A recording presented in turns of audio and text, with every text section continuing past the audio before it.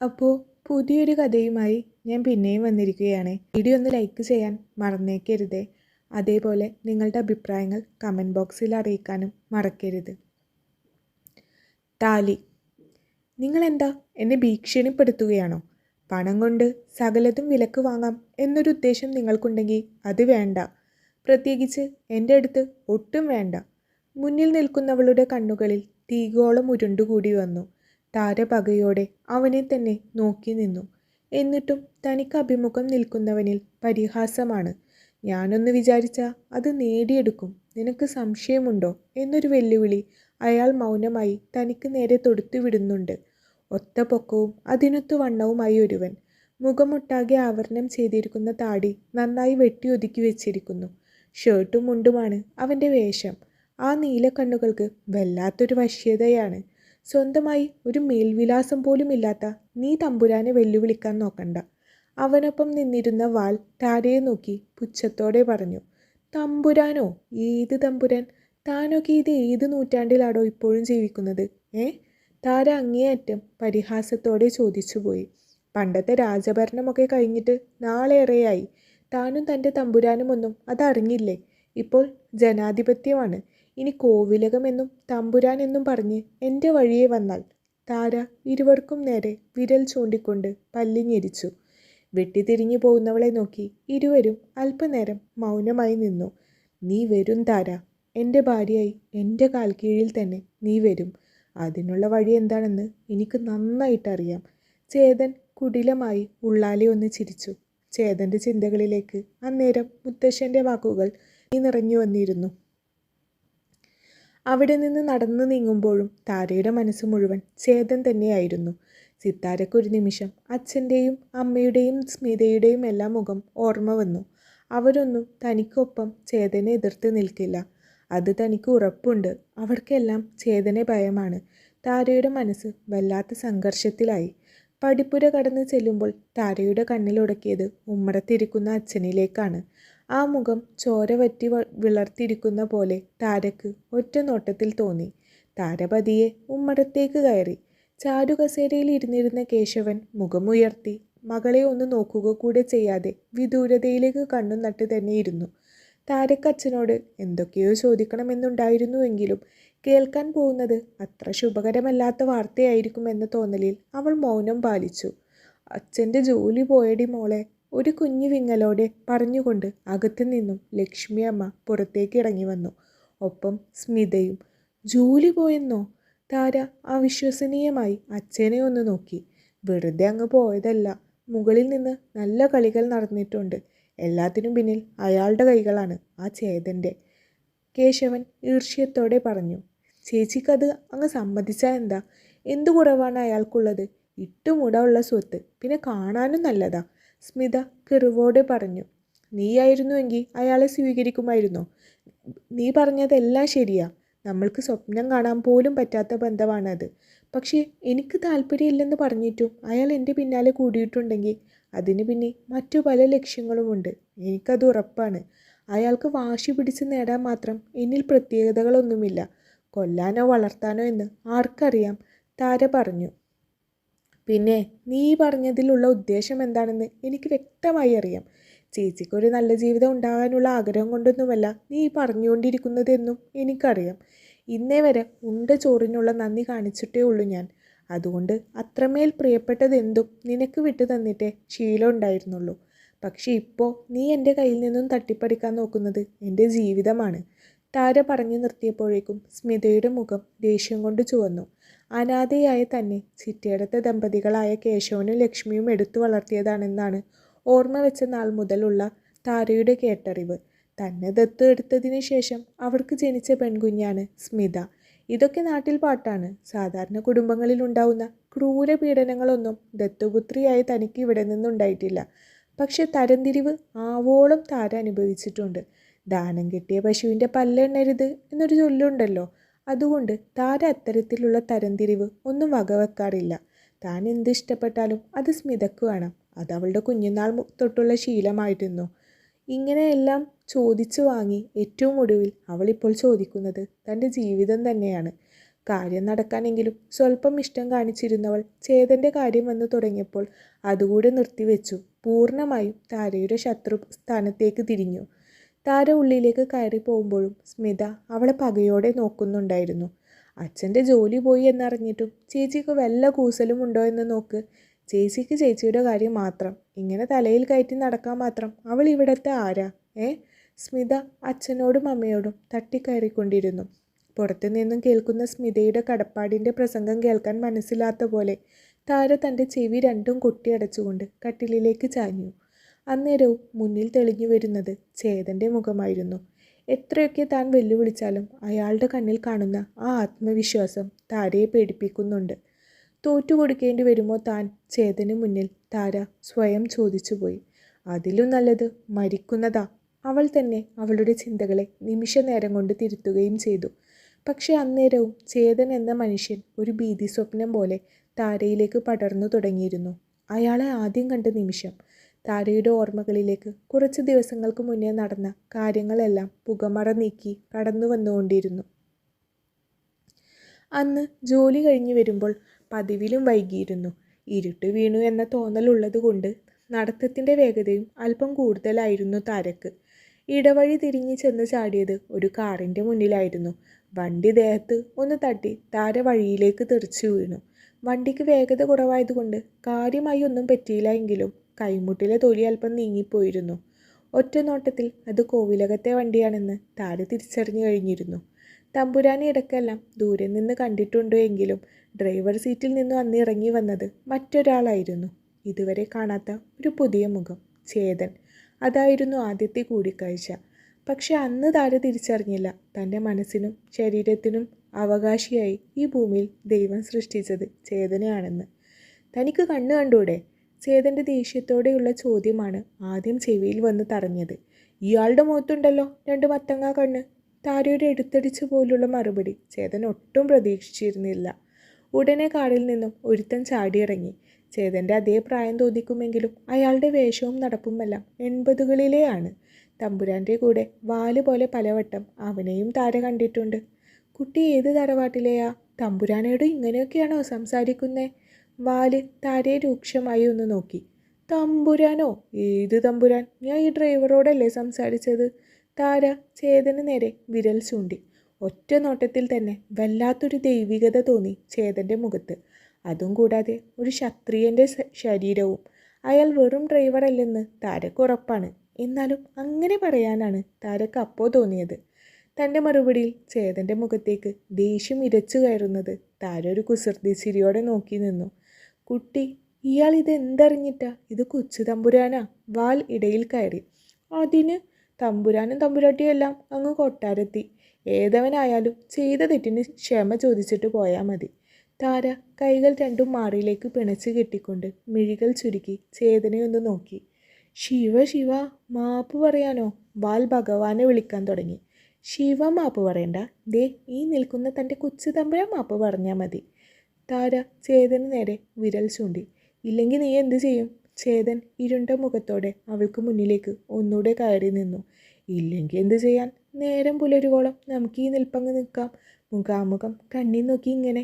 താരയും ഒരടി മുന്നിലോട്ട് വന്നു. അവളിൽ അപ്പോഴും കുസൃതി ചിരിയാണ്.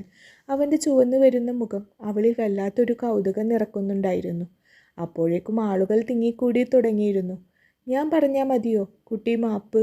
കാറിൻ്റെ ബാക്ക് സീറ്റിൽ നിന്നും ഒരു വൃദ്ധൻ അല്പം പ്രയാസപ്പെട്ട് പുറത്തേക്ക് ഇറങ്ങി. ഒറ്റ നോട്ടത്തിൽ അത് തമ്പുരാനാണെന്ന് താരക്ക് മനസ്സിലായി കഴിഞ്ഞിരുന്നു. ദൂരെ നിന്ന് പലപ്പോഴും കണ്ടിട്ടുണ്ടെങ്കിലും ഇങ്ങനെ മുഖാമുഖം ഒരു കൂടിക്കാഴ്ച ഇതാദ്യമായിട്ടാണ്. അതുവരെ ഉണ്ടായിരുന്ന ധൈര്യം നിമിഷ നേരം കൊണ്ട് ചോർന്നു പോകുന്നത് താര അറിഞ്ഞു. ചേതൻ അവളുടെ രക്തം വറ്റി തുടങ്ങിയ മുഖം നോക്കുകയായിരുന്നു അന്നേരവും. അതുവരെ പുലി പോലെ മുരണ്ടു നിന്നിരുന്നവൾ പൂച്ചക്കുഞ്ഞിനെ പോലെ പതുങ്ങിപ്പോയത് അവൻ ശ്രദ്ധിച്ചു. മാപ്പ് വേണ്ടേ കുട്ടി? അയാൾ ചിരിയോടെ താരയുടെ അടുത്തേക്ക് നീങ്ങി. താരയുടെ കൈകൾ അവൾ പോലും അറിയാതെ ഒരു സ്വപ്നത്തിൽ എന്ന പോലെ പതിയെ ഉയർന്നു. അവൾ പതിയെ അദ്ദേഹത്തെ നോക്കിയൊന്ന് തൊഴുതു. ക്ഷമിക്കണം, അങ്ങ് കൂടെയുള്ളത് ഞാൻ അറിഞ്ഞില്ല. താര പതിഞ്ഞ ശബ്ദത്തിൽ പറഞ്ഞു. കുട്ടിക്ക് എന്തെങ്കിലും പറ്റിയോ? തമ്പുരാൻ അവളെ അടിമുടി ഒന്ന് നോക്കിക്കൊണ്ട് ചോദിച്ചു. തെറ്റി ഇവൻ്റെ ഭാഗത്ത് തന്നെയാണ്. വളവായിരുന്നിട്ട് കൂടെ അവൻ ശ്രദ്ധിച്ചില്ല. കുട്ടിക്കുണ്ടായ ബുദ്ധിമുട്ടി ഞാൻ ക്ഷമ ചോദിക്കുന്നു. അയാൾ പറഞ്ഞു. അയ്യോ, തമ്പുരാൻ എന്നോട് ക്ഷമ ചോദിക്കല്ലേ. തമ്പുരാൻ അതിന് എന്നോടൊരു തെറ്റും ചെയ്തില്ലല്ലോ. താര അദ്ദേഹത്തെ തടഞ്ഞുകൊണ്ട് പറഞ്ഞു. ചേതൻ അവളുടെ മട്ടും ഭാവവും മാറിയത് കാണെ പരിഹാസത്തോടെ താരയെ ഒന്ന് നോക്കി. 5 10 കൊടുത്തിട്ട് വാ മനു, അതിനാണ് ഈ കിടന്ന് പൊളയുന്നത്. ചേതൻ അവളെ പുച്ഛത്തോടെ അടിമുടി ഒന്ന് നോക്കിക്കൊണ്ട് തിരിഞ്ഞു നടന്നു. താരയുടെ കണ്ണുകൾ ഒരു നിമിഷം കൊണ്ട് കുറുകി. ചേതൻ്റെ ആ തരം താഴ്ത്തൽ അവൾക്ക് ഒട്ടും ദഹിച്ചില്ല. ഹലോ ഹലോ, കൊച്ചു തമ്പുരാൻ ഒന്ന് നിന്നാട്ടെ. താര കൈകൾ കൂട്ടിയടിച്ചുകൊണ്ട് പിന്തിരിഞ്ഞ് നടക്കുന്നവനെ തടഞ്ഞു. ഒട്ടും ബഹുമാനം കലരാത്ത അവളുടെ അത്തരത്തിലുള്ള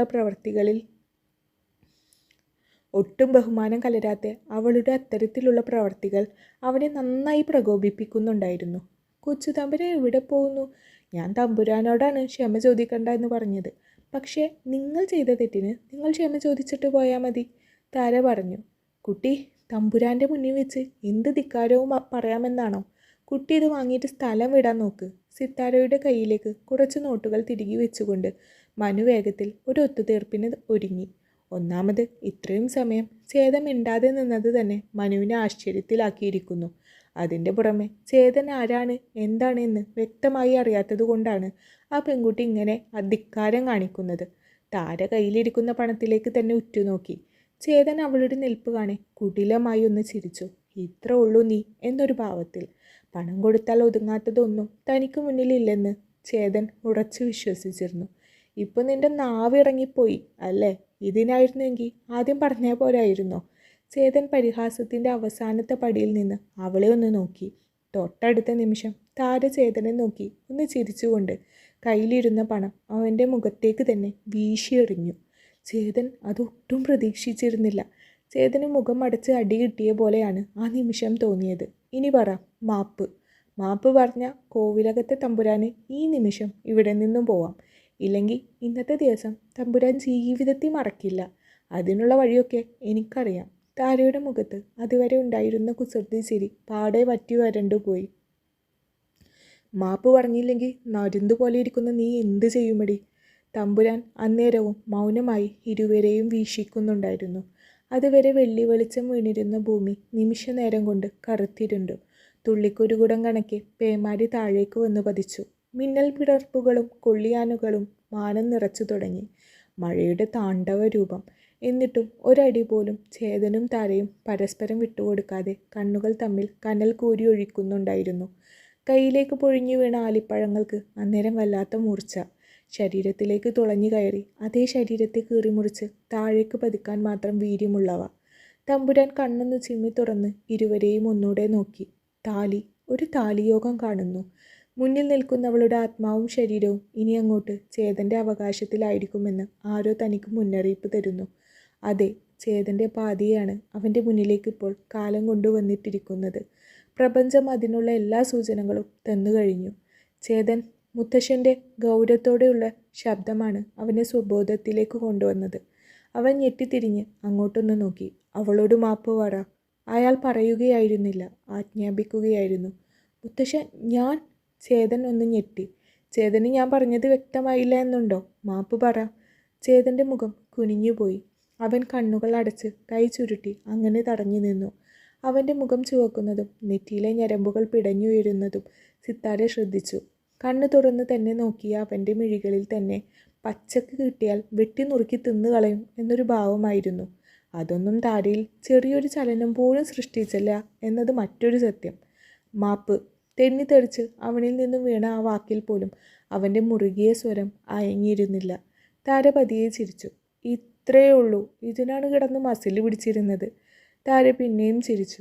തമ്പുരാൻ ക്ഷമിക്കണം, വേണമെന്ന് കരുതിയിട്ടല്ല. അങ്ങയുടെ മുന്നിൽ ബഹുമാനമില്ലാതെ പെരുമാറിയതാണെന്നും കരുതരുത്.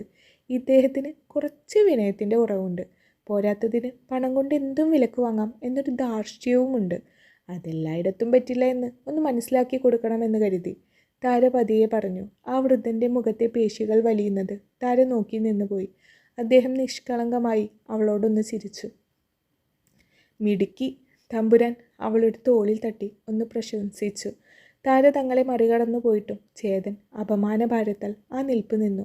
ചേതൻ്റെ തോളിൽ ഒരു കൈ വന്ന് പതിഞ്ഞപ്പോഴാണ് അവൻ മുഖം ഉയർത്തി നോക്കിയത്.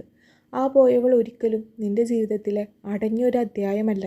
അവൾ പുതിയൊരു അധ്യായം തുറന്നിട്ടിട്ടാണ് ഇപ്പോൾ പോയത്. താലി, ഒരു താലിയോഗം ഞാൻ കാണുന്നുണ്ട്. ആരെക്കൊണ്ടും തടുക്കാനോ അകറ്റാനോ കഴിയാത്ത ഒരു താലിയോഗം. നിന്റെ ശരീരത്തിൻ്റെയും ആത്മാവിൻ്റെയും അവകാശിയാണ് ഇപ്പോൾ പോയത്. മുത്തശ്ശൻ മുത്തശ്ശൻ എന്തൊക്കെയാ ഈ പറയുന്നത്? ചേതൻ പൊട്ടിത്തെറിച്ചു പോയി. നീ വിചാരിച്ചാലോ അവൾ വിചാരിച്ചാലോ ഇത് തടയാൻ കഴിയില്ല ചേതൻ. അതിനുമപ്പുറം ഒരു നിയോഗം എന്നൊന്നുണ്ട്. അത് നടക്കുക തന്നെ ചെയ്യും. വൃദ്ധൻ തറപ്പിച്ച് അത്രയും പറഞ്ഞുകൊണ്ട് വണ്ടിയിലേക്ക് തന്നെ തിരികെ കയറി. ഇങ്ങനെ എത്രയെത്ര കാര്യങ്ങൾ അദ്ദേഹം പ്രവചിച്ചിരിക്കുന്നു. അപാരമായ കഴിവുകൾക്കുടമയാണ് കോവിലകത്തെ തമ്പുരാൻ. കൊട്ടാരത്തിലെത്തുന്നത് വരെ ചേതൻ്റെ ഉള്ളിലും ഒരു 100 ചോദ്യങ്ങളായിരുന്നു. മുത്തശ്ശൻ്റെ വാക്ക് അവനിൽ വല്ലാത്ത ആശങ്കകൾ സൃഷ്ടിക്കുന്നുണ്ടായിരുന്നു. ഇതെന്താണ് സാർ, ഒരു മുന്നറിയിപ്പും ഇല്ലാതെ ജോലിയിൽ നിന്നും പിരിച്ചുവിടുക എന്ന് പറഞ്ഞാൽ ഇതെന്താ വെള്ളരിക്ക പട്ടണമോ? താര ദേഷ്യം കൊണ്ട് വിറച്ചുപോയി. താര ഇവിടെ കിടന്ന് ബഹളം വെച്ചിട്ട് ഒരു കാര്യവുമില്ല. തന്നെ ജോലിയിൽ നിന്ന് നീക്കം ചെയ്യാൻ പ്രത്യേക ഓർഡർ കിട്ടിയതാണ്. പറയുന്നതുകൊണ്ട് ഒന്നും തോന്നരുത് കുട്ടി. കോവിലകത്തുള്ളവരോട് മത്സരിച്ച് പിടിച്ചു നിൽക്കാൻ കുട്ടിക്ക് കഴിയുമെന്ന് എനിക്ക് തോന്നുന്നില്ല. അവർ രണ്ടും കൽപ്പിച്ചാണ്, മാനേജർ പറഞ്ഞു. ഓ, അപ്പോൾ അതാണ് കാര്യം. ശരി സാർ, നിങ്ങളുടെ ഒക്കെ ഉദ്ദേശം നടക്കട്ടെ. അങ്ങനെ തോറ്റു പിന്മാറാൻ എനിക്കും അല്പം ബുദ്ധിമുട്ടുണ്ട് സാർ. എൻ്റെ വഴി ഞാനും നോക്കട്ടെ. ഓഫീസിൽ നിന്ന് കിട്ടിയ ലെറ്റർ താര ഒരു കയ്യിൽ ചുരുട്ടി പിടിച്ചുകൊണ്ട് പുറത്തേക്ക് ഇറങ്ങി. അങ്ങനെയൊന്നും എന്നെ തോൽപ്പിക്കാമെന്ന് കരുതണ്ട ചേതൻ. താര ഉള്ളാലെ മുരണ്ടു. ജോലി പോയി എന്ന് വീട്ടിൽ വന്ന് പറഞ്ഞപ്പോൾ തുടങ്ങിയ അംഗമാണ്. അമ്മ ഒരു മുക്കിൽ അല്ലലും ആപത്തും പറഞ്ഞ് മൂക്ക് പിഴിഞ്ഞിരിപ്പുണ്ട്. അച്ഛനാണെങ്കിൽ വിവരം പറഞ്ഞതു മുതൽ ഒരക്ഷരം മിണ്ടാതെ ആ ഇരിപ്പിരിക്കുന്നതാണ്. സ്മിത മാത്രം കിട്ടിയ അവസരം നന്നായി വിനിയോഗിക്കുന്നുണ്ട്. ഒരു ജോലി പോയിട്ടുണ്ടെങ്കിൽ അടുത്തതുണ്ടാവും, അന്വേഷിക്കണം. അല്ലാതെ ഒരു ജോലി പോയി എന്നും പറഞ്ഞ് അയാളുടെ മുന്നിൽ തോറ്റു കൊടുക്കാൻ പറ്റുമോ? താരക്ക് ദേഷ്യം വന്നു തുടങ്ങി. എന്താ തോറ്റു കൊടുത്താ? ഒരു രാത്രിക്കൊന്നുമല്ലല്ലോ, ജീവിതകാലം മുഴുവൻ കൂടെ നിൽക്കാനല്ലേ അങ്ങേരി വിളിക്കുന്നത്. സ്മിത വായിൽ തോന്നിയത് അങ്ങ് പറഞ്ഞു. പൊടുന്നനെ താരയുടെ കൈ വായുവിൽ ഒന്ന് ഉയർന്നു താഴ്ന്നു. ചെകിടടിച്ച ഒരു അടിയായിരുന്നു സ്മിതക്ക് താരയിൽ നിന്നും കിട്ടിയ മറുപടി.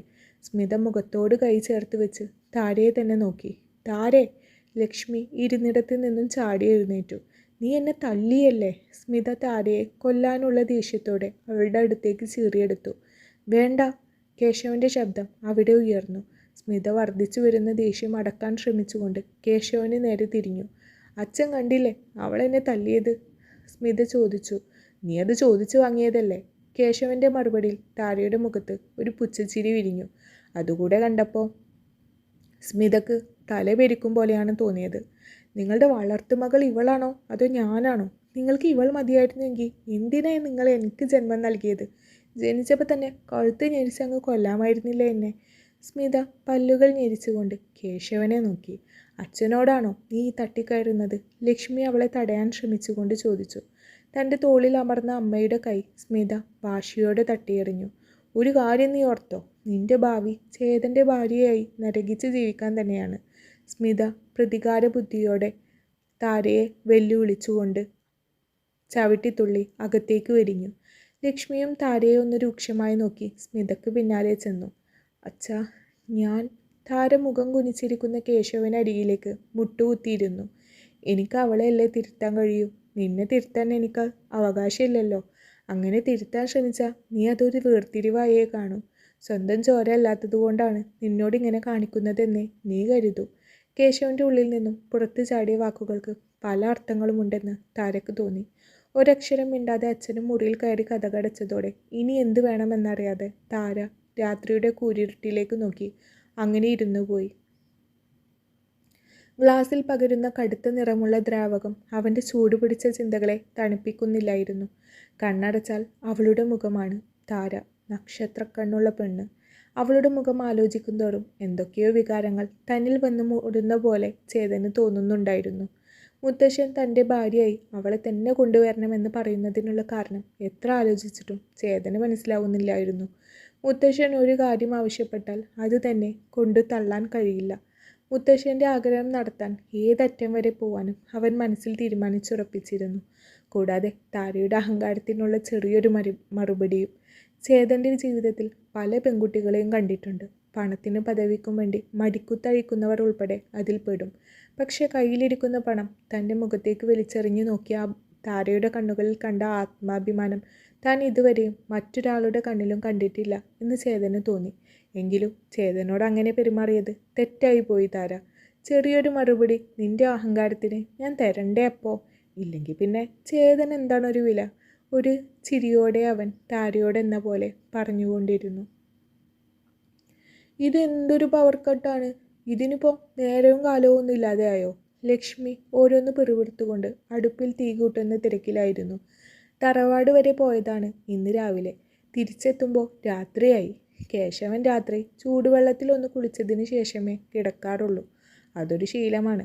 അച്ഛന് തോന്നുമ്പോൾ ചൂടുവെള്ളം ഉപയോഗിക്കാമല്ലോ എന്ന് പറഞ്ഞ് താരക്ക് ആദ്യത്തെ ശമ്പളം കിട്ടിയപ്പോൾ ഹീറ്റർ ഒരെണ്ണം അകത്തെ ബാത്റൂമിൽ പിടിപ്പിച്ചത് അവൾ തന്നെയാണ്. പക്ഷേ ഇന്നിപ്പോൾ കറണ്ട് ഇല്ലാത്തതുകൊണ്ട് ഇതല്ലാതെ വേറെ വഴിയില്ല. സന്ധ്യച്ചിയുടെ വീട്ടിലെല്ലാം കറണ്ട് ഉണ്ടല്ലോ അമ്മേ. സ്മിത പടിഞ്ഞാറേ മുറ്റത്തുള്ള ജനൽ തുറന്ന് അപ്പുറത്ത് ഓടിട്ട വീട്ടിലേക്കൊന്ന് എത്തി വലിഞ്ഞു നോക്കിക്കൊണ്ട് പറഞ്ഞു. ലക്ഷ്മി കണ്ണിലേക്ക് തഴഞ്ഞു കയറുന്ന പുകച്ചുരുളുകൾ കൈകൊണ്ട് ആട്ടി അകറ്റി സ്മിതയുടെ അടുത്തേക്ക് നടന്നു. ശരിയാണല്ലോ, അവിടെ വെളിച്ചം കാണാനുണ്ടല്ലോ. താരേ! ലക്ഷ്മി മുഖം തിരിച്ച് സിത്താരയെ ഒന്ന് നീട്ടി വിളിച്ചു. വസ്ത്രമെല്ലാം മാറി വീട്ടിലിടുന്ന ഒരു കോട്ടൺ ചുരിദാർ മാറിയിട്ട് താര പുറത്തേക്ക് ഇറങ്ങി. സ്മിത അപ്പോഴും പുറത്തു പോകുമ്പോൾ ഇട്ട വേഷത്തിലാണ്. അമ്മയുടെ കയ്യിൽ നിന്നും ഇനി 2 തല്ല് കിട്ടാതെ അവളത് മാറ്റിയിടുന്ന പ്രശ്നം ഉദിക്കുന്നില്ല. നീ സന്ധ്യക്കൊന്ന് വിളിച്ചേ. അവിടെ കറണ്ട് വന്നിട്ട് ഒരുപാട് നേരമായോ എന്ന് ചോദിക്ക്.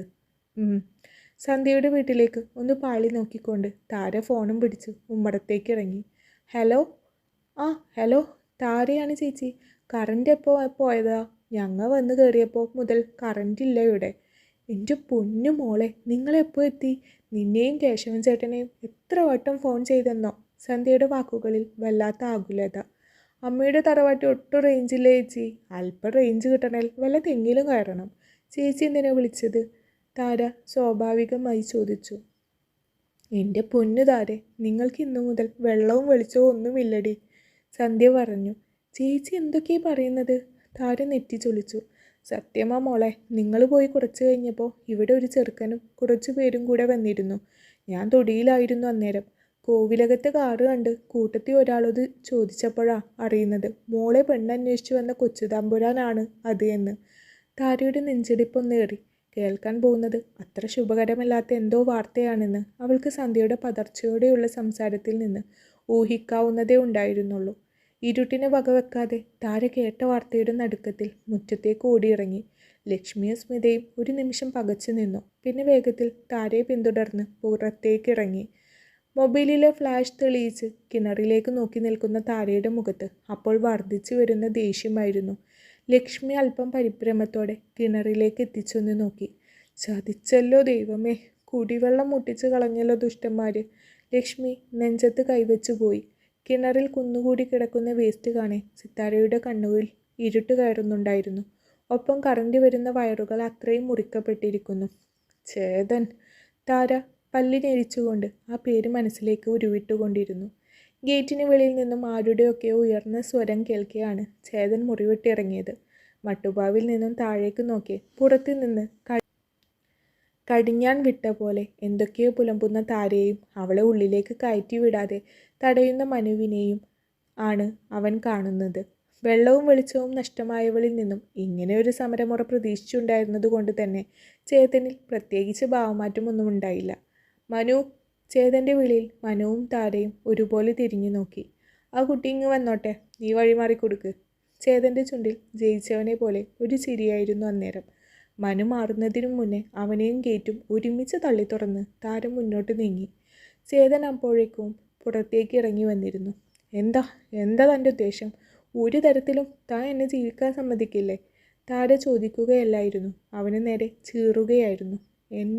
എൻ്റെ ഉദ്ദേശം എന്താണെന്ന് തനിക്ക് വ്യക്തമായി അറിയാം. ഇനിയും ഞാനത് പറയണോ? ചേതൻ പിന്നെയും ചോദിച്ചു. താര രൂക്ഷമായി അവനെ ഒന്ന് നോക്കുകയല്ലാതെ മറുപടി ഒന്നും പറഞ്ഞില്ല. തൻ്റെ ഈ വെൺശങ്ക് പോലുള്ള കഴുത്തിൽ ഒരു ചെറിയൊരു മഞ്ഞലോഹം കൊണ്ടുള്ളൊരു ചരട്, അതിട്ട് തരാൻ താനൊന്ന് തലകുനിച്ച് തരണം, അത്രയേ ഉള്ളൂ. ചേതൻ നിസ്സാരമായി പറഞ്ഞു. നിങ്ങളൊരു മനുഷ്യനാണോ? താര കലി കയറിയ പോലെ അവനെ നോക്കിക്കൊണ്ട് ചോദിച്ചു. അധികം വൈകാതെ എൻ്റെ ഭാര്യയായി നീങ്ങു വരുമല്ലോ, അന്നേരം ഞാൻ അറിയിച്ചു തരാം ചേതൻ മനുഷ്യനാണോ അതോ മൃഗമാണോ എന്ന്. അവനിൽ കൊല്ലുന്ന ഒരു തരം ചിരി വന്ന് നിറഞ്ഞു. ആദ്യം എൻ്റെ അച്ഛൻ്റെ ജോലി കളഞ്ഞു, പിന്നെ എൻ്റെ. ഇപ്പോൾ ഞങ്ങൾക്ക് വെള്ളവും വെളിച്ചവും ഇല്ലാതാക്കിയിരിക്കുന്നു. എന്തിനാണ് എൻ്റെ പിന്നാലെ നടന്ന് നിങ്ങൾ എന്നെ വേട്ടയാടുന്നത്? അതിനു മാത്രം ഞാൻ തന്നോടൊന്നും ചെയ്തില്ലല്ലോ. അവൾ ഒട്ടും താഴ്ന്നു തരാതെയാണ് സംസാരിക്കുന്നത് എങ്കിലും അവളുടെ കണ്ണുകളിൽ നിഴലിച്ചു വരുന്ന ഒരു തരം മടുപ്പ് അവന് പ്രകടമായി തന്നെ കാണാമായിരുന്നു. ഇനിയും താൻ എന്തൊക്കെയോ നേരിടേണ്ടി വരും എന്നൊരു ഭീതിയും. പക്ഷെ അതുകൊണ്ട് മാത്രം അവൾ തൻ്റെ മുന്നിൽ തോറ്റു തരില്ല എന്ന് അവന് ഉറപ്പുണ്ടായിരുന്നു. എന്നോടുള്ള ഇഷ്ടം കൊണ്ടൊന്നുമല്ല താൻ ഇതിനൊരുങ്ങിയതെന്ന് എനിക്ക് നന്നായിട്ടറിയാം. ദയവ് ചെയ്ത് എന്നോടുള്ള ദേഷ്യത്തിൽ എൻ്റെ കുടുംബത്തെ കൂടെ വേട്ടയാടരുത്. യഥാർത്ഥത്തിൽ ചെറിയൊരു സഹതാപം ചേതനും അവളോട് തോന്നാതെ ഇരുന്നില്ല. തന്നെ ആക്ഷേപിച്ചതിനുള്ള ശിക്ഷ അവൾക്ക് ഇപ്പം തന്നെ കൊടുത്തു കഴിഞ്ഞു. ഇനിയും ഇഷ്ടമില്ലാത്തൊരു ജീവിതത്തിലേക്ക് അവളെ വലിച്ചു കയറ്റുന്നതിനും അവനും യോജിപ്പില്ലായിരുന്നു. പക്ഷെ മുത്തശ്ശൻ അമ്പിനും വില്ലിനും അടുക്കുന്നില്ല. താരയാണ് അവൻ്റെ വധു എന്ന് അദ്ദേഹം ഉറപ്പിച്ചു പറയുന്നു. പൂർവ്വജന്മബന്ധമാണെന്ന് പോലും താരയും ചേതനും തമ്മിൽ. ചിന്തകൾ മുറിച്ചു നോക്കിയത് അവളുടെ കണ്ണുകളിലേക്കാണ്. നക്ഷത്രം പോലെ അത് തിളങ്ങുന്നു. തൻ്റെ മുഖത്ത് തന്നെ നോക്കി തറങ്ങി നിൽക്കുന്ന താരയെ കാണെ ചേതന് പെട്ടെന്ന് ഒരു കുസൃതി തോന്നി. പൊടുന്നനെ അവൻ താരയുടെ ചെവിക്കരികിലേക്ക് ചുണ്ടുകൾ അടുപ്പിച്ചു. ഒരു ഞെട്ടലോടെ പിന്നിലേക്ക് ആയാൻ നിന്നവളെ ചേതൻ തന്നോട് ചേർത്ത് നിർത്തി. ഒരു തമാശക്ക് ചെയ്തതാണെങ്കിലും നെഞ്ചിൽ വന്നു ചേർന്ന പെണ്ണുടലിൻ്റെ മൃദുലതയിൽ ചേതൻ ഒന്ന് വിറച്ചുപോയി. ജീവിതത്തെ ആദ്യമായി തോന്നുന്ന ഒരു വികാരം. എത്രയോ പെൺസുഹൃത്തുക്കളുണ്ട് തനിക്ക്. അവരൊന്നും അരികിൽ വന്ന് നിൽക്കുമ്പോൾ തോന്നാത്ത എന്തോ ഒന്ന് തൻ്റെ ശരീരത്തെ കീഴ്പ്പെടുത്തുന്നത് അവനറിഞ്ഞു. താര ഇപ്പോൾ പോവാൻ നോക്ക്. ഇനിയും ഒരുപാട് ദൂരം മുന്നോട്ട് പോകാനുണ്ട്. ഇപ്പോഴേ ഇങ്ങനെ തളർന്നു തുടങ്ങിയ എൻ്റെ ആവേശം അങ്ങ് പോവില്ലേ? ചീറ്റപ്പുലിയെ പോലെ കടിച്ചു കീറാൻ വെമ്പുന്ന ഒരു പെണ്ണുണ്ട് നിൻ്റെ ഉടലിൽ. അതിനെയാണ് എനിക്കിഷ്ടം. ചേതൻ്റെ അല്പം നനവാർന്ന അതരങ്ങൾ തൻ്റെ ചെവിക്കരികിൽ ചേർന്നപ്പോൾ ഉള്ളിലൊരു വിസ്ഫോടനം സംഭവിക്കുന്നത് താരക്ക് അറിയാനുണ്ടായിരുന്നു. അവൻ്റെ പിടുത്തത്തിൽ നിന്നും ഒന്ന് കുതറി കൈ വലിച്ചെടുത്ത് അവൻ്റെ മുഖത്തിന് നേരെ ആഞ്ഞു വീശുമ്പോൾ അവളിൽ ഒരു തരം പകയായിരുന്നു. ചേതൻ പൊടുന്നനെ അവളുടെ വലത്തെ കയ്യിൽ പിടുത്തമിട്ടു. അറിയാം, ഇത്രയൊക്കെ തന്നോട് ചെയ്തിട്ട് ഒരടിയെങ്കിലും തരാതെ താര പോവില്ലെന്ന് എനിക്ക് നന്നായിട്ടറിയാം. പക്ഷെ മുന്നിൽ നിൽക്കുന്നത് താൻ കണ്ടുമടുത്ത ആണുങ്ങളിൽപ്പെട്ട ഒരാളിൽ നിന്ന് താനും ഓർക്കണം. ചേതനിൽ പരിഹാസച്ചിരി ഉതിർന്നു. തൻ്റെ കൈക്കുള്ളിൽ ഞെരിഞ്ഞു തുടങ്ങിയ താരയുടെ കൈ അവൻ കുടഞ്ഞെറിഞ്ഞു. മുഖാമുഖം നോക്കി പോർ വിളിച്ച് അവർ ഏറെ നേരം പിന്നെയും നിന്നു. സന്ധ്യ ചേച്ചിയുടെ വീട്ടിലാണ് ഇപ്പോൾ. ചെറുപ്പം മുതൽ ഒരു കുടുംബം പോലെ ജീവിക്കുന്നത് കൊണ്ട് അവിടെ താമസിക്കാൻ ബുദ്ധിമുട്ടൊന്നും തോന്നുന്നില്ല. പക്ഷെ എന്ന് കരുതി ഒരുപാട് നാൾ അവരെ ബുദ്ധിമുട്ടിക്കാനും കഴിയില്ല. കിണർ വൃത്തിയാക്കലും അറ്റുപോയ കറണ്ട് വയറുകൾ കൂട്ടിയോജിപ്പിക്കലും എല്ലാം കഴിഞ്ഞു വേണം വീട്ടിലേക്ക് തന്നെ പോവാൻ. ഉമ്മറത്ത് തന്നെ അമ്മയും ചേച്ചിയും ഇരിപ്പുണ്ട്. താര തളർന്ന ശരീരവുമായി തിണ്ണലിലേക്ക് കയറിയിരുന്നു. എന്തു പറ്റി മോളെ? അയാൾ എന്താ പറഞ്ഞത്? ലക്ഷ്മി താരയുടെ അരികിലേക്കിരുന്നു. അയാൾ പിന്മാറില്ല അമ്മ. അയാൾക്ക് ഞാൻ ഇപ്പോൾ ഒരു കളിപ്പാവ പോലെയാണ്. ഞാൻ തളരും തോറും അയാൾക്ക് ഹരം കയറിക്കൊണ്ടിരിക്കുകയാണ്, താര തളർന്ന സ്വരത്തിൽ പറഞ്ഞു. ചേതനെ കാണാൻ പോയപ്പോൾ ഉണ്ടായ കാര്യങ്ങൾ മാത്രം ആയിരുന്നില്ല അന്നേരം അവളുടെ ഉള്ളിൽ. കൂട്ടുകാരികൾ പറഞ്ഞും കേട്ടും 1-2 സ്ഥാപനങ്ങളിൽ ഇൻ്റർവ്യൂവിന് പോയിരുന്നു താര. പക്ഷെ അവിടെ ഒന്നും ഒരു രക്ഷയില്ല. തൻ്റെ പുറകിൽ ആരൊക്കെയോ ഉണ്ട്. ഇൻ്റർവ്യൂവിന് കയറി തിരികെ ഇറങ്ങുമ്പോൾ അത്രയും കോവിലകത്തെ വാഹനങ്ങളിൽ ഏതെങ്കിലും ഒന്നായിരിക്കും കണ്ണിൽ പെടുന്നത്. അവർ തൻ്റെ എല്ലാ ശ്രമങ്ങളും മുടക്കിക്കൊണ്ടിരിക്കുകയാണ്. തൻ്റെ പിന്നാലെ നിഴൽ പോലെ ചേതനുമുണ്ട്. അയാൾ രണ്ടും കൽപ്പിച്ച് തന്നെയാണ്. താരയ്ക്ക് ഇനി എന്ത് ചെയ്യണമെന്ന് അറിയുന്നില്ലായിരുന്നു. കരഞ്ഞു തുടങ്ങിയ ലക്ഷ്മിയെ സന്ധ്യ ചേച്ചി ആശ്വസിപ്പിച്ചുകൊണ്ടിരുന്നു. താര പതിയെ എഴുന്നേറ്റ് അകത്തേക്ക് നടന്നു. മുറിയിൽ അരണ്ട വെളിച്ചത്തിൽ ഇരുന്ന് മൊബൈലിൽ നോക്കി ചിരിയോടെ ഇരുന്നിരുന്ന സ്മിത താരയെ കാണെ വെപ്രാളത്തോടെ ഫോൺ മറച്ചു പിടിച്ചു. സ്മിതയിൽ എന്തോ കള്ളത്തരം പോലെ തോന്നിയെങ്കിലും അതിനെപ്പറ്റിയൊന്നും ചിന്തിക്കാനുള്ള മാനസികാവസ്ഥയിലായിരുന്നില്ല താര അന്നേരം. താര തന്നെ നോക്കുന്നത് കാണെ സ്മിത ചുണ്ടൊന്നു കൂട്ടിക്കൊണ്ട് അവിടെ നിന്ന് എഴുന്നേറ്റുപോയി. സ്മിതയുടെ ഒരു സുഹൃത്തിൻ്റെ ഹെൽപ്പോടെ ഒരു ഇൻ്റർവ്യൂ കൂടെ ഒത്തുവന്നു. പിറ്റേന്ന് രാവിലെ നേരത്തെ എഴുന്നേറ്റ് ഇൻ്റർവ്യൂവിന് വേണ്ടി ഒന്ന് തയ്യാറെടുത്തു താര. തൻ്റെ ഭാഗത്തു നിന്നും എന്തെങ്കിലും കാരണം കൊണ്ട് ആ ജോലി നഷ്ടപ്പെടരുതെന്ന് അവൾക്ക് നിർബന്ധമുണ്ടായിരുന്നു. അങ്ങനെ എങ്ങാനും ഇതും കൂടെ പോയാൽ പിന്നെ ഒന്ന് തിരഞ്ഞു കണ്ടുപിടിക്കൽ എളുപ്പമാവില്ല. രാവിലെ അച്ഛനോടും അമ്മയോടും ഇൻ്റർവ്യൂവിൻ്റെ കാര്യം പറഞ്ഞപ്പോൾ ഇരുവരുടെയും മുഖത്ത് വലിയ പ്രതീക്ഷ ഒന്നും ഉണ്ടായിരുന്നില്ല. അച്ഛൻ തന്നെ ഈ ചുരുങ്ങിയ ദിവസങ്ങൾ കൊണ്ട് ഒരു ജോലിക്കും വേണ്ടി ഓടി നടന്ന് തളർന്നു പോയിരിക്കുന്നു. ടൗണിലാണ് ഇൻ്റർവ്യൂ. ഇത് ശരിയാവുകയാണെങ്കിൽ ഹോസ്റ്റലിൽ എങ്ങാനും നിൽക്കേണ്ടി വരും. അല്ലെങ്കിലും ആ വീട്ടിൽ നിന്നൊരു മാറ്റം താനും ആഗ്രഹിക്കുന്നുണ്ട്. കുറച്ചു കാലത്തേക്കെങ്കിലും ആരുടെയും ദുർമുഖം കാണാതെ ഒന്ന് ജീവിക്കാൻ ഒരു കൊതി. ഓട്ടോയിലിരുന്ന് കൊണ്ട് പുറം കാഴ്ചകളിലേക്ക് കണ്ണും നട്ടിരിക്കുമ്പോഴും അവളിൽ പല പല ചിന്തകളായിരുന്നു. മോളെ, ഇതാണ് സ്ഥലം. ഒരു വലിയ ഹോട്ടലിന് മുന്നിൽ വണ്ടി ഒതുക്കിക്കൊണ്ട് ഓട്ടോക്കാരൻ ആ കൂറ്റൻ ബിൽഡിംഗ് അടിമുടി ഒന്ന് നോക്കിക്കൊണ്ട് പറഞ്ഞു. താര ഓട്ടോയിൽ നിന്നിറങ്ങി കാശ് കൊടുത്തു. അയാൾ അത് വാങ്ങി പോക്കറ്റിലിട്ട് തലയും കുലുക്കി വണ്ടി ഓടിച്ചു പോയി. താരയുടെ കണ്ണുകൾ മുന്നിൽ കാണുന്ന കെട്ടിടത്തിലേക്ക് പതിഞ്ഞു. ഇങ്ങനെ ഒരു ഹോട്ടലിൽ ആദ്യമായാണ് ഒരു ഇൻ്റർവ്യൂവിന് വരുന്നത്.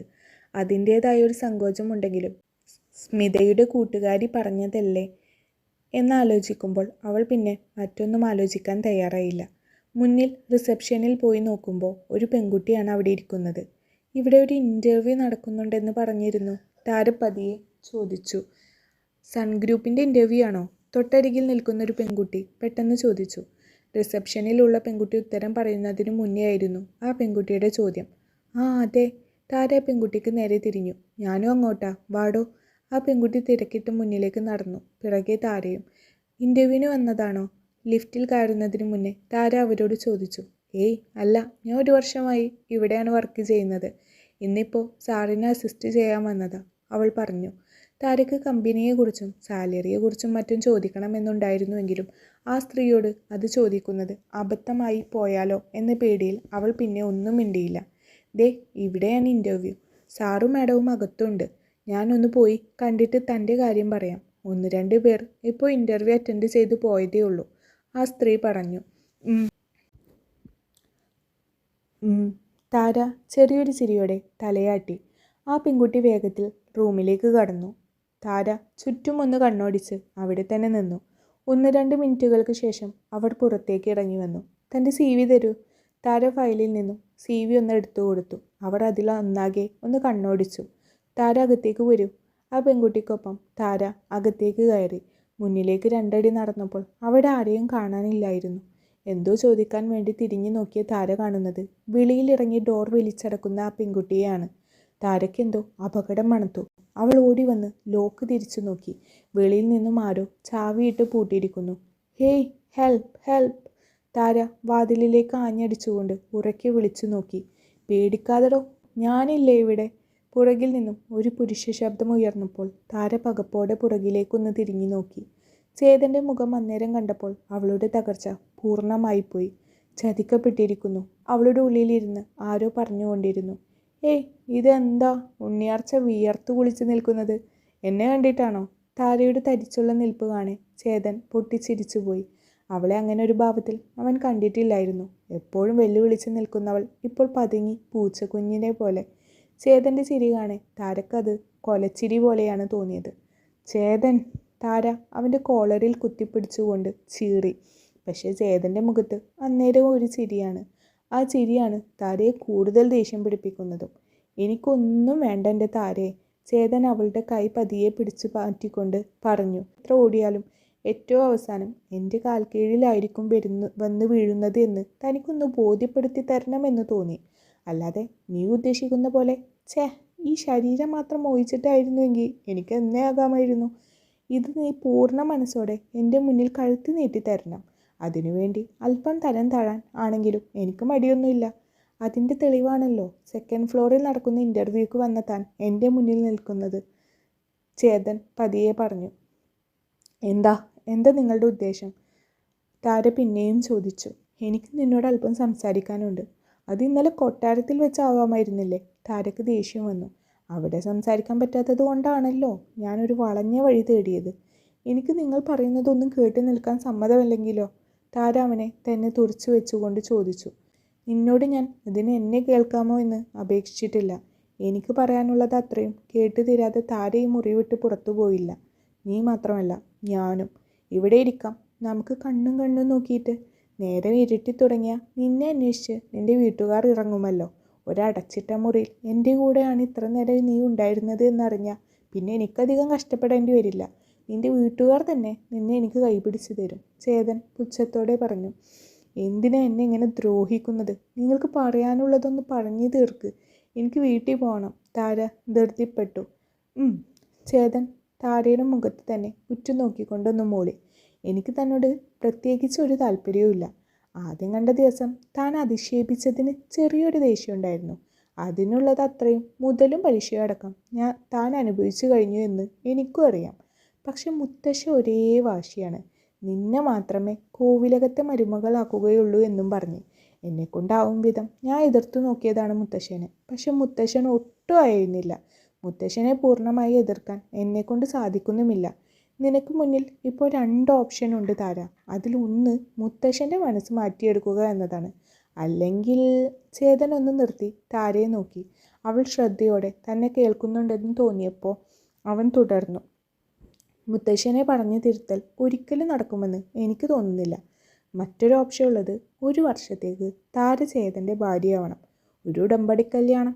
1 വർഷം കഴിഞ്ഞാൽ നമുക്ക് തന്നെ എന്തെങ്കിലും ഒരു കാരണം ഉണ്ടാക്കി വേർപിരിയാം. ഭാര്യ ഭർത്താക്കന്മാർ വേർപിരിയാൻ തീരുമാനിച്ചാൽ മൂന്നാമതൊരാൾക്ക് അതിലിടപെടാൻ അല്പം പ്രയാസമായിരിക്കും. ചേതൻ പറഞ്ഞു നിർത്തി. കൊള്ളാം. ഒരു തരത്തിലും ഞാൻ ഈ വിവാഹത്തിന് സമ്മതിക്കില്ല എന്ന് കണ്ടപ്പോൾ പുതിയ അടവുമായി ഇറങ്ങിയിരിക്കുകയാണല്ലേ തമ്പുരാൻ? താര അണപ്പല്ല് കടിച്ചുകൊണ്ട് ചോദിച്ചു. നിങ്ങൾക്ക് വിവാഹവും വിവാഹമോചനവുമെല്ലാം വെറും നേരമ്പോക്കായിരിക്കും. പക്ഷേ എനിക്കങ്ങനെയല്ല. ഇത് നടന്നാൽ ചത്ത് കളയും ഞാൻ. താര ഭീഷണി മുഴക്കി. നീയൊന്ന് പുനർജനിച്ച് വന്ന് വിവാഹം നടത്താനുള്ള സാവകാശമൊന്നും ഇപ്പം നമുക്കില്ല. അതുകൊണ്ട് വീട്ടിൽ പോയി തല തണുക്കുന്നവരെ ഒന്ന് കുളിക്ക്. എന്നിട്ടിരുന്ന് ഒന്ന് ചിന്തിച്ച് നോക്ക് എന്ത് വേണമെന്ന്. ചേതൻ അവളെ അടിമുടിയൊന്ന് നോക്കിക്കൊണ്ട് പുച്ഛിച്ച് വിട്ടു. ചേതൻ മൊബൈലെടുത്ത് ഒരു കോൾ ചെയ്തു. തൊട്ടടുത്ത നിമിഷം ഡോർ ഓപ്പൺ ആയി കഴിഞ്ഞിരുന്നു. ഇപ്പം പൊക്കോ. തൻ്റെ മറുപടി അനുകൂലമല്ലെങ്കിൽ നമുക്ക് ഇനിയും ഇതുപോലെ പലയിടത്തും വെച്ച് കാണേണ്ടി വരും. ചേതൻ്റെ സ്വരത്തിൽ ഭീഷണി കലർന്നു. താര പല്ലുകൾ കൂട്ടി ഞെരിച്ചുകൊണ്ട് പുറത്തേക്ക് ഇറങ്ങി. തൊട്ടു മുന്നിൽ തന്നെ നേരത്തെ വാതിൽ പൂട്ടിയിട്ടവൾ നിൽക്കുന്നുണ്ട്. സോറി, സാറ് പറഞ്ഞപ്പോൾ. അവൾ ക്ഷമാപണം പോലെ താരയെ ഒന്ന് നോക്കി. തൊട്ടടുത്ത നിമിഷം താര കൈവീശി അവളുടെ കവിളിൽ തന്നെ ഒന്ന് കൊടുത്തിരുന്നു. ഇതിലും ഭേദം കക്കാനോ പിടിച്ചു പറിക്കാനോ ഇറങ്ങുന്നതാ. അതിന് ഇതിലും അന്തസ്സുണ്ട്. താര അവളെ ഒന്ന് ഇരുത്തി നോക്കിക്കൊണ്ട് മുന്നോട്ട് നടന്നു. ആ പെൺകുട്ടി കവിളിൽ കൈവച്ച് പകച്ച് നിന്നുപോയി. ഈ ദിവസം തൻ്റെ ജീവിതത്തിൽ ഉണ്ടാക്കാൻ പോകുന്ന പോറൽ എത്ര വലുതാണെന്ന് അറിയാതെയാണ് അന്ന് താര വീട്ടിലേക്ക് തിരിച്ചത്. താര വീട്ടിലേക്ക് എത്തുമ്പോഴേക്കും ഏകദേശം സന്ധ്യയോട് അടുത്തിരുന്നു നേരം. വീട്ടിലേക്ക് കയറുമ്പോൾ തന്നെ ഉമ്മറത്ത് സന്ധ്യ അക്ഷമയോടെ വഴിയിലേക്ക് നോക്കി നിൽക്കുന്നതാണ് താര കാണുന്നത്. താരയെ കണ്ടപാടെ അവരുടെ മുഖം പരിഭ്രമം കൊണ്ട് മൂടി. താര വീട്ടിലേക്ക് കയറും മുമ്പേ സന്ധ്യ വെപ്രാളത്തോടെ അവളുടെ കൈ പിടിച്ച് കുറച്ചങ്ങ് മാറി നിന്നു. എന്ത് ചേച്ചി, എന്തെങ്കിലും പ്രശ്നമുണ്ടോ? നീ ഇതുവരെ എവിടെയായിരുന്നു? താരയുടെ ചോദ്യത്തിന് ഉത്തരം പറയാതെ ഒരു മറുചോദ്യമാണ് സന്ധ്യ ഇട്ടുകൊടുത്തത്. ഞാൻ താരക്ക് ഒരു നിമിഷം എന്ത് പറയണമെന്ന് അറിയാതെയായി. ഞാൻ ഇൻ്റർവ്യൂവിന് പോകുമെന്ന് പറഞ്ഞിട്ടല്ലേ ഇറങ്ങിയത്? താര പറഞ്ഞു. അത് നീ ഇവിടെ പറഞ്ഞതല്ലേ. നീ ഇൻ്റർവ്യൂവിന് പോയത് ആ ചേതൻ്റെ അടുത്താണോ? സന്ധ്യ ചോദിച്ച് നിർത്തിയപ്പോഴേക്കും താരയുടെ മുഖം വിളറിപ്പോയി. അത് ചേച്ചിക്ക് എങ്ങനെ അറിയാം? ചേച്ചിക്ക് മാത്രമല്ല, എല്ലാവർക്കും അറിയാം. നിൻ്റെയും ആ കൊച്ചു തമ്പുരാൻ്റെയും ഫോട്ടോ ഉൾപ്പെടെ എല്ലാവരുടെ ഫോണിലും വന്നിട്ടുണ്ട്. താര കേട്ട വാർത്തയിൽ ഒന്ന് ഞെട്ടിപ്പോയി. നീ ടൗണിൽ പഠിക്കാൻ പോയ കാലത്ത് നീയും ചേതനും പ്രണയത്തിലായിരുന്നുവെന്നും അന്ന് തുടങ്ങിയ ബന്ധം നീ അവസാനിപ്പിക്കാൻ നോക്കിയതിൽ പക വീട്ടാനാണ് അയാൾ നിന്നോടും കുടുംബത്തോടും എല്ലാം ഇങ്ങനെ ചെയ്തത് എന്നെല്ലാമാണ് നാട്ടിൽ പാട്ടായിരിക്കുന്നത്. അത് തെളിയിക്കുന്ന രീതിയിലുള്ള ഒരുപാട് ഫോട്ടോസും ഈ നേരം കൊണ്ട് ഒരുപാട് പേരുടെ കയ്യിലെത്തിയിട്ടുണ്ട്. അപ്പോൾ തുടങ്ങിയതാണ് നിൻ്റെ അമ്മ പദം പറഞ്ഞ് കരച്ചിൽ. നീ എന്തോ തെറ്റ് ചെയ്ത പോലെയാണ് എല്ലാവരും പറഞ്ഞു വരുത്തുന്നത്, സന്ധ്യ പറഞ്ഞു. താര ഒരു നിമിഷം ഞെട്ടിപ്പോയി. ചേച്ചി എന്തൊക്കെയാണ് പറയുന്നത്? ഞാൻ അങ്ങനെയൊക്കെ ചെയ്യുമെന്ന് ചേച്ചിയും വിശ്വസിക്കുന്നുണ്ടോ? എനിക്കറിയാലോ കുഞ്ഞെ നിന്നെ. നിൻ്റെ അമ്മയോടോ അനിയത്തിയോടോ താല്പര്യം ഉണ്ടായിട്ടല്ല നിങ്ങളെ ഞാൻ വീട്ടിൽ നിർത്തിയിരിക്കുന്നത്. ജോലിയുള്ള സമയത്ത് അവരൊന്നും അറിയാതെ നീ എന്നെ എന്തോരം സഹായിച്ചിരിക്കുന്നു. മറ്റുള്ളവരുടെ മനസ്സ് കണ്ട് സഹായിക്കാൻ കഴിവുള്ള നീ ഒരിക്കലും ഇങ്ങനെ ഒരു ചതി ചെയ്യില്ല എന്ന് എനിക്ക് നന്നായിട്ടറിയാം. പക്ഷേ ഇതൊക്കെ കണ്ട ഞാൻ മനസ്സിലാക്കിയ പോലെ ആരും നിന്നെ മനസ്സിലാക്കി ചേർത്ത് പിടിക്കുമെന്ന് എനിക്ക് തോന്നുന്നില്ല. സന്ധ്യ ഫോൺ എടുത്ത് താരക്ക് നേരെ നീട്ടി. അതിൽ ഹോട്ടൽ മുറിയിൽ വെച്ച് ചേതൻ തൻ്റെ തൊട്ടടുത്ത് നിൽക്കുമ്പോൾ ഉള്ള ഫോട്ടോസാണ്. ചിലതൊക്കെ കാണുമ്പോൾ അതൊക്കെ ഒന്നുകൂടെ എഡിറ്റ് ചെയ്തിട്ടുള്ള പോലെ താരക്ക് തോന്നി. മാറ്റി മാറ്റി വന്നപ്പോൾ ചേതനൊപ്പം പലയിടത്തും പല സാഹചര്യങ്ങളും വെച്ചുള്ള തൻ്റെ കുറച്ച് ഫോട്ടോസ്. താൻ പഠിക്കുന്ന സമയത്ത് ഫേസ്ബുക്കിലോ മറ്റോ ഇട്ട ഫോട്ടോസ് എഡിറ്റ് ചെയ്ത് പുനഃസൃഷ്ടിച്ചതാണ് അതെന്ന് തിരിച്ചറിയാൻ അവൾക്ക് അധിക താമസം എടുത്തില്ല. പക്ഷേ ആരും താൻ പറഞ്ഞാൽ സത്യാവസ്ഥ അംഗീകരിക്കില്ല. അല്ലെങ്കിലും നാട്ടുകാർക്ക് പെണ്ണ് പിഴച്ചുപോയി എന്ന് കേൾക്കാനാണല്ലോ താല്പര്യം. താര ദീർഘമായി ഒന്ന് ശ്വസിച്ചുകൊണ്ട് മതിലിനരികിൽ ചാരി നിന്നു. കാലും കൈയുമെല്ലാം തളരുന്ന പോലെ. ഇനിയും എത്ര കാലം അയാൾ ഈ വേട്ട തുടരും? അതായിരുന്നു അന്നേരം അവളെ കുഴക്കിയ ചോദ്യം. അത്രമാത്രം അവൾക്ക് മടുത്തു തുടങ്ങിയിരുന്നു. നീ ഞങ്ങളെയൊക്കെ ചതിക്കുകയായിരുന്നില്ലടി.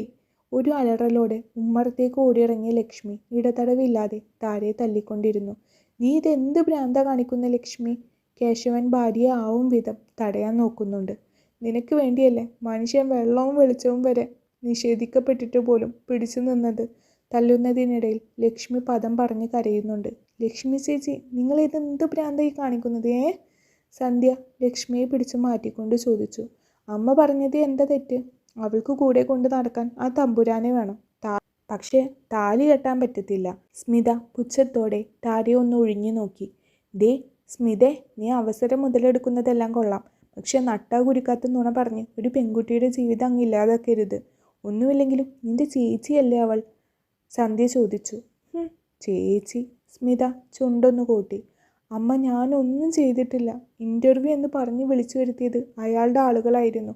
അയാളുമായി ഒരു വർഷത്തെ ഉടമ്പടി വിവാഹത്തിന് തയ്യാറാവണമെന്ന് ഭീഷണിപ്പെടുത്തുകയും ചെയ്തു. താര കരഞ്ഞുപോയി. പിന്നെ ഉടമ്പടി കല്യാണം? ഇതൊക്കെ പറഞ്ഞാൽ ആരേലും വിശ്വസിക്കുവോ അമ്മേ? സ്മിത ഇടയിൽ കയറി. സ്മിതേ, നീ മിണ്ടാതിരുന്നോ? എൻ്റെ സകല നിയന്ത്രണവും വിട്ടിരിക്കുക ഞാൻ. താരക്ക് പിടിവിട്ടു തുടങ്ങി. നിന്നെ കുറച്ചു കാലം ചേച്ചി എന്ന് വിളിച്ചല്ലോ എന്ന കുറ്റബോധത്തിൽ നടക്കുകയാണ് ഞാൻ. നീ ഇനി എന്നെ എന്ത് ചെയ്യാനാ? സ്മിത ചോദിച്ചുപോയി. ഒരിക്കൽ കിട്ടിയ തല്ലിൻ്റെ ചൂട് ഇപ്പോഴും ഇല്ല നിന്റെ കവളിൽ? താര കത്തുന്ന കണ്ണുകളോടെ സ്മിതയെ നോക്കി. അങ്ങനെ കണ്ടവളുമാർക്ക് തല്ലാൻ ഞാൻ ഇനിയും എൻ്റെ കുഞ്ഞിനെ ഇട്ടുകൊടുക്കില്ല. അന്ന് നിന്റെ ഭാഗത്ത് ന്യായമുണ്ടെന്ന് ഞാൻ കരുതിയിരുന്നു. അതുകൊണ്ട് മാത്രമാണ് നീ എൻ്റെ കുഞ്ഞിനെ കൈവച്ചിട്ട് മിണ്ടാതിരുന്നത്.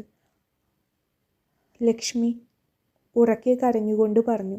അപ്പോൾ ഞാനാരാണമ്മ? സ്മിത മാത്രമാണോ അമ്മയുടെ കുഞ്ഞ്? ചോദിക്കുമ്പോൾ താരയുടെ സ്വരം ഇടറി. കണ്ട കുപ്പത്തൊട്ടിയിൽ നിന്ന് എടുത്തു വളർത്തിയവൾ വളർന്നു വലുതായി കഴിഞ്ഞാൽ ആ സ്വഭാവമേ കാണിക്കൂ എന്ന് ഞാൻ ഓർക്കണമായിരുന്നു. അതെങ്ങനെ? അട്ടയെ പിടിച്ച് മെത്തയിൽ കിടത്തിയാൽ കിടക്കില്ലല്ലോ. ഇനി നീ കാരണം എൻ്റെ കുഞ്ഞിൻ്റെ ഭാവി കൂടെ പോവുമോ എന്നാ എൻ്റെ പേടി. ലക്ഷ്മി! കേശവൻ ഒരു ഓർമ്മപ്പെടുത്തലോടെ അവൾക്ക് നേരെ ചീറി. അമ്മ പറയുന്നതിൽ പകുതിയും താരയുടെ ചെവിയിൽ എത്തുന്നില്ലായിരുന്നു. അമ്മയുടെ വായിൽ നിന്നും ഇടയ്ക്കിടെ വീഴുന്ന എൻ്റെ കുഞ്ഞ് എന്ന വാചകത്തിലായിരുന്നു അവളുടെ ശ്രദ്ധ. അത്രയും പ്രകടമായ ഒരു വേർതിരിവ് ഇത്രകാലം വരെ ലക്ഷ്മിയുടെ ഭാഗത്തു നിന്നും ഉണ്ടായിട്ടില്ലായിരുന്നു. ഒരു രാത്രി ഇരുട്ടി വെളുത്തപ്പോഴേക്കും താൻ എല്ലാവർക്കും പൂർണ്ണമായും അന്യയായിപ്പോയി എന്ന് താരക്ക് ബോധ്യപ്പെട്ടു തുടങ്ങി. ലക്ഷ്മിയെ ഒരുവിധം അനുനയിപ്പിച്ച് സന്ധ്യ ഉമ്മറത്തേക്ക് ഇരുത്തി. തകർന്നു നിൽക്കുന്ന താരയുടെ അരികിലേക്ക് കേശവൻ വന്നു നിന്നു. അച്ഛാ, നമ്മളെപ്പോലെ ഒരു ഇടത്തരം കുടുംബത്തിൽ നിന്നും ചേതനെ പോലെ ഒരാൾ വിവാഹം അന്വേഷിച്ചു വന്നപ്പോൾ ഞാൻ ഒരുപാട് അതിശയപ്പെട്ടിട്ടുണ്ട്. നീ എതിർത്തപ്പോഴും നിന്നെ തന്നെ വേണമെന്ന് പറഞ്ഞ് കോവിലകത്തെ കൊച്ചുതമ്പുരാൻ വാശി പിടിച്ചത് എന്തിനാണെന്ന് പലവട്ടം ഞാൻ ആലോചിച്ചിട്ടുണ്ട്. ഇപ്പോൾ എല്ലാത്തിനുള്ള ഉത്തരം എനിക്ക് കിട്ടി. നീ ഇങ്ങനെയുള്ള ഒരാളാണെന്ന് വിശ്വസിക്കാൻ അച്ഛന് ഇപ്പോഴും പ്രയാസം തോന്നുന്നുണ്ട്. ഞാൻ നിന്നെ അങ്ങനെയല്ലല്ലോ വളർത്തിയത്. കേശവൻ്റെ സംസാരത്തിൽ ആത്മനിന്ദ ഉയർന്നു നിന്നു. അച്ഛ, നിങ്ങളൊക്കെ എന്നെ ഒന്നും മനസ്സിലാക്കുന്ന പോലും ഇല്ലല്ലോ. ഞാൻ അങ്ങനെ ഒന്നും ചെയ്തിട്ടില്ല അച്ഛ. ആ ഫോട്ടോ എല്ലാം എഡിറ്റ് ചെയ്തതാണ്. ചേതനെ ഞാൻ ആദ്യമായിട്ട് കാണുന്ന പോലും ഈ നാട്ടിൽ വെച്ചിട്ടാണ്. എന്നെ ഒന്ന് വിശ്വസിക്കുക അച്ഛ. അവൾ തൊഴുകൈകളോടെ നിന്ന് കരഞ്ഞുപോയിരുന്നു. പെട്ടെന്നുള്ള അവളുടെ ആ കരച്ചിലിൽ അയാളുടെ ഉള്ളൊന്നുലഞ്ഞു. ഒരു കാര്യത്തിനും പെട്ടെന്ന് കരയുന്നവളല്ല താര. എന്ത് പ്രതിസന്ധി ഉണ്ടെങ്കിലും അവൾക്ക് അവളുടേതായ ഒരു വഴിയുണ്ടാകും. പലപ്പോഴും പല കാര്യങ്ങളിലും തനിക്ക് പോലും ധൈര്യം പകർന്നു തന്നിരുന്നവളാണ് ഇങ്ങനെ കിടന്ന് കരയുന്നത്. തുടരും. സൂര്യകാന്തി. ചേതൻ്റെയും താരയുടെയും സ്റ്റോറി അടുത്ത പാർട്ടോടു കൂടി അവസാനിക്കുന്നതാണ്. ഇനിയൊരു പാർട്ട് കൂടെ ഉള്ളൂ. അപ്പോൾ സ്റ്റോറി ഇഷ്ടപ്പെട്ടിട്ടുണ്ടെങ്കിൽ എല്ലാവരും വീഡിയോ ഒന്ന് ലൈക്ക് ചെയ്തേക്കണേ. അതേപോലെ നിങ്ങളുടെ അഭിപ്രായങ്ങൾ കമൻറ്റ് ബോക്സിൽ അറിയിക്കാനും മറക്കരുത്. നിങ്ങളുടെ ലൈക്ക് അത്രയും ഇമ്പോർട്ടൻ്റ് ആണ്. അതുകൊണ്ടാണ് പിന്നെയും അത് ഓർമ്മിപ്പിച്ചുകൊണ്ടിരിക്കുന്നത്. ദയവ് ചെയ്ത് വീഡിയോ ലൈക്ക് ചെയ്യാൻ ആരും മറക്കരുത്. നിങ്ങൾക്ക് ഏത് തരത്തിലുള്ള സ്റ്റോറിയാണ് കൂടുതൽ കേൾക്കാൻ ഇഷ്ടം എന്നുണ്ടെങ്കിൽ അതും കൂടെ കമൻറ്റ് ബോക്സിൽ ഒന്ന് അറിയിക്കുകയാണെങ്കിൽ അത്തരത്തിലുള്ള സ്റ്റോറിയായി ഞാൻ ഇനിയും വരാം. മുല്ലവള്ളിയും തെന്മാവും എന്ന സ്റ്റോറി എത്ര എളുപ്പം അവസാനിപ്പിക്കുന്നതാണ്. എന്തായാലും കൂടിപ്പോയാൽ 2 ആഴ്ച അതിനുള്ളിൽ മുല്ലവള്ളിയും തെന്മാവും എന്ന സ്റ്റോറി അവസാനിപ്പിക്കും. എന്നിട്ട് അതിൻ്റെ ഒരു ലോങ് വീഡിയോ അപ്ലോഡ് ചെയ്യുന്നതാണ്. കഥ വൈകുന്നത് കൊണ്ട് ആ കഥ മറന്നുപോയി എന്ന് പറയുന്ന ഒരുപാട് പേരുണ്ട്. അപ്പോൾ അവർക്കെല്ലാം കഥ കൃത്യമായി ഓർമ്മപ്പെടുത്താൻ വേണ്ടി അതിൻ്റെ ഒരു ലോങ് വീഡിയോ കൂടി ഞാൻ അപ്ലോഡ് ചെയ്യാം. അപ്പോൾ താങ്ക് യു.